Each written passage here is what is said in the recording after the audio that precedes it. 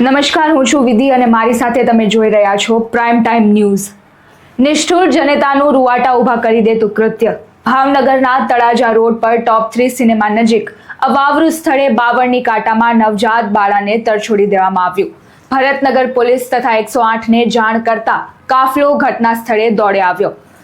City બસના driver ચાલુ બસે સ્ટેરિંગ પર માવો ઘસતા હોય તેવો વિડીયો રાજકોટમાં વાયરલ થઈ રહ્યો છે।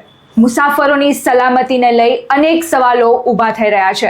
જો કોઈ જાનહાનિ થાય તો જવાબદાર કોણ? ધારાસભ્ય હાર્દિક પટેલને મળી મોટી રાહત। સરકારે પાછા ખેંચેલ રાજદ્રોહના કેસને કોર્ટે આપી મંજૂરી। સરકારે થોડા દિવસ પહેલા જ કેસ પરત ખેંચવાની કરી હતી જાહેરાત। હાર્દિક પટેલ, દિનેશ બાંભણિયા, અલ્પેશ કથિરિયા, ચિરાગ પટેલ અને કેતન પટેલ સામે હતો રાજદ્રોહનો કેસ। સુરતના શિવશક્તિ માર્કેટમાં લાગેલી આગ હવે કાબૂમાં આવી। માર્કેટમાં મોટાભાગની દુકાનો બળીને ખાખ થઈ। ભાજપ તરફથી રિલીઝ ફંડમાં 11 લાખ રૂપિયાની રકમની સહાય કરવાની જાહેરાત કરાઈ છે।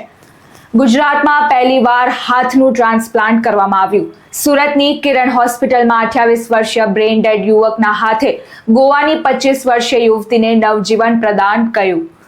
અમદાવાદના ઓઢવમાં કેમિકલ એટેકની ઘટના સામે આવી છે। 3 યુવક પર જ્વલનશીલ પદાર્થ ફેંકતા એકનું મોત। મૂળ રાજસ્થાનના રહેવાસી અને એસી રિપેરિંગ કામ કરતા યુવકનું મોત થયું છે, જ્યારે અન્ય 2 યુવકો ગંભીર રીતે દાઝી ગયા છે। મણિપુરમાં તમામ રસ્તાઓ ખોલો, ડ્રગ્સ નેટવર્કનો નાશ કરો। મણિપુર મુદ્દે ગૃહમંત્રી અમિત શાહે દિલ્હીમાં બોલાવી હાઈ લેવલ મીટિંગ। 1/10/2023 બાદ જન્મેલા લોકોનો જન્મ પ્રમાણપત્ર વગર પાસપોર્ટ નહીં બને। કેન્દ્ર સરકાર દ્વારા પાસપોર્ટ માટેના નિયમોમાં મોટા ફેરફારો। વધુ આવા સમાચાર જોવા માટે જોતા રહો રાજકોટ મિરર ન્યૂઝ।